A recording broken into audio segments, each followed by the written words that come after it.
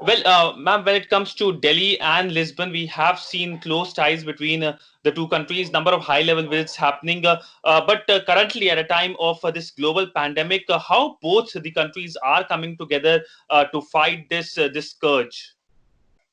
Well, Siddhant, both India and Portugal have been cooperating very closely.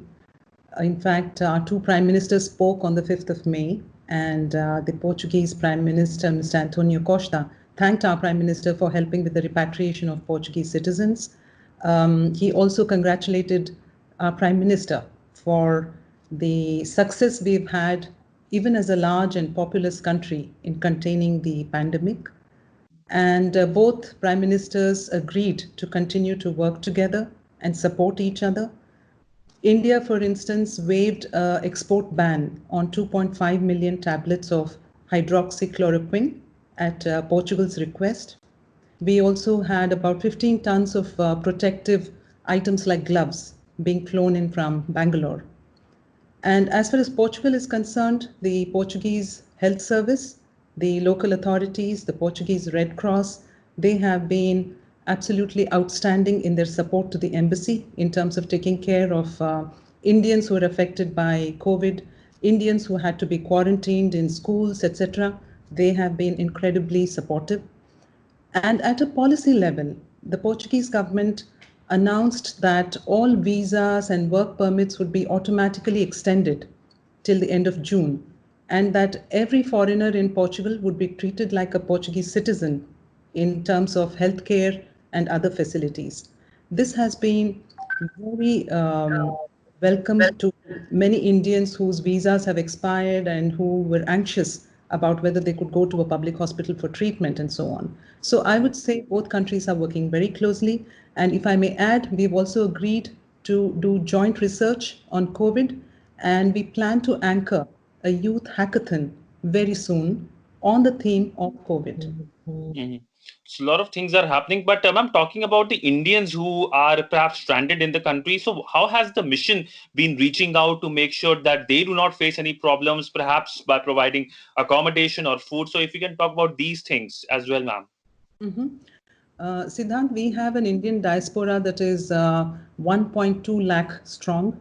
It includes economic migrants, people who work on agricultural farms, in the construction industry, in restaurants. Many such workers were left jobless because of the pandemic, and many of them even didn't have food or shelter. We also have stranded Indian students, and seafarers, that is, people who were on a cruise ship that is currently anchored in Lisbon.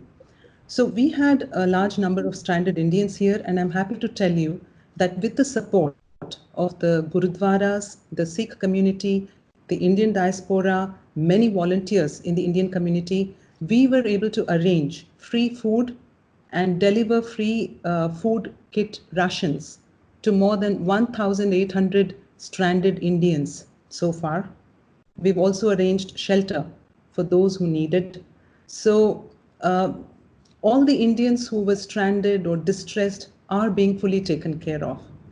And an important thing we realized is the importance of communication itself, because we were getting many anxious queries and people calling and worried about when they can go back home, what health advice or precautions to follow, and so on. And I'm very pleased to share with you that we have so far, since the pandemic began, I think answered more than 3,000 phone calls on our 24/7 emergency helplines. We have responded to more than 2,000 messages on email, WhatsApp, Facebook, Twitter. In fact, just last week, in the week that has gone by, we have sent more than 1,100 messages. We are also uploading audio visual messages because that's easier to connect, especially with workers who are in different parts of Portugal. We have even given health advisories and reassuring words and messages from the embassy side to the diaspora here. And I'm happy to tell you that there has been no casualty so far, although 55 Indians tested positive. They've all recovered. All Indians are healthy, they're thriving, they're doing well. Mhm. Ma'am, talking about the repatriation efforts, India has started its mega repatriation efforts, and now the focus is also shifting to Europe. So, if you can talk about those measures, when is the first flight starting from Lisbon to the Indian cities, perhaps to Delhi? If you can talk about that as well, ma'am. Mhm. We have more than 350 people who have registered with the Indian Embassy for repatriation. They want to go back to India. A large part of this is crewmen, that is, seafarers who are on board a cruise liner ship. There are 191 of them.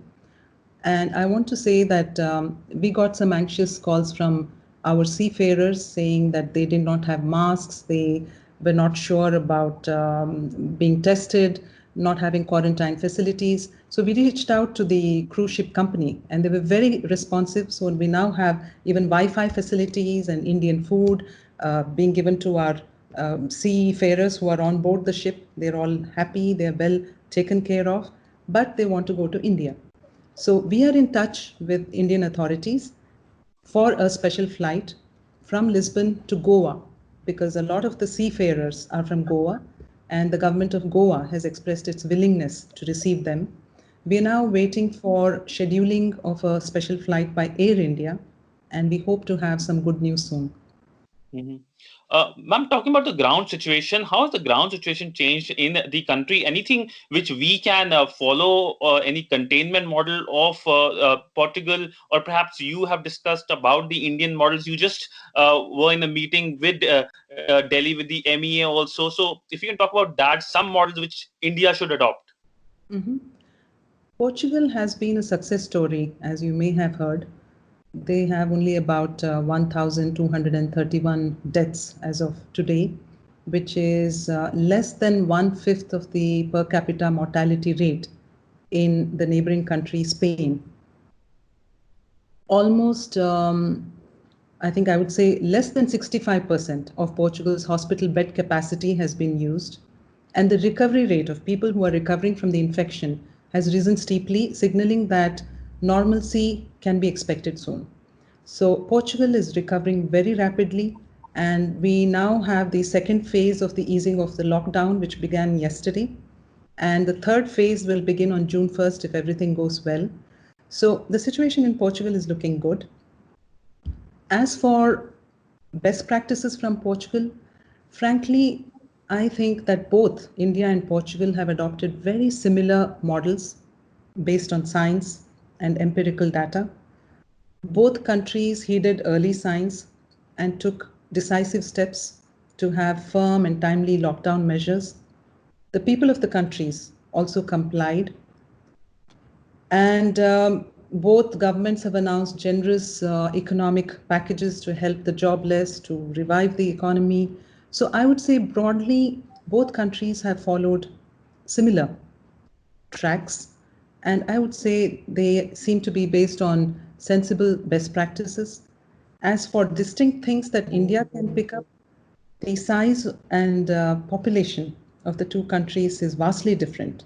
So, for something like, say, testing, the number of testing being done or testing facilities available, I am not so sure if it would be, comparable in terms of the scales of the two countries. Mhm, mhm. Ma'am, my last question to you is how has been for the Indian diplomats, for you, for the other diplomats working there? Has it been difficult? Has it been easy? How are you working? Are you working from home? Are you going to the mission every day? So if you can talk about that as well, ma'am. That's a good question because even for Indian embassies and diplomats, this has been a time of adaptation and change. We are very lucky in that in Portugal, we were able to, some of us could work from home, some of us came to office, but we made sure that all services continued. For instance, all consular services are being delivered by the embassy by post. And in cases of emergency, they are also delivered physically. And we had a very generous pharma company here called Generis, which is a subsidiary of the Indian Aurobindo Pharma. They actually came forward and provided masks and sanitizers at a time when they were not available in any pharmacy in Portugal. We're very grateful to them. And with these masks and sanitizers, we are able to come to the embassy, we are able to work. Right now, you're interviewing me in the embassy. We had a DVC with the Ministry of External Affairs earlier today. So work is not affected at all. But yes, we are observing precautions. We are maintaining social distancing. We are observing all the rules and regulations that the Portuguese government has laid down. So, ma'am, another question. You talked about how the mission is reaching out to the Indian community, but also when it comes to the Indian community, the role played by Indian community in the efforts by the Indian mission. If you can talk about that, the role we have seen in countries like Australia, Canada, where there is a huge Indian community and they are helping the efforts of the Indian missions there. I'm glad you asked me this, Siddhant, because I don't think the embassy would have been able to reach out to needy Indians the way it has if it were not for the Indian community here. And I would like to place on record our special thanks to the Sikh community and the Gurdwaras for doing a fantastic job of helping us reach food and essential supplies to people who needed them. In fact, while I mentioned that 55 Indians tested positive, there were more than 100 who were quarantined by local authorities in schools, etc. And these people had nothing with them. So the embassy had to supply things like footwear, clothes, toiletries, tea kettles, Indian food, and so on, shampoo, stuff like this. And nobody was willing to go there because this was all quarantined and people were wearing hazmat suits.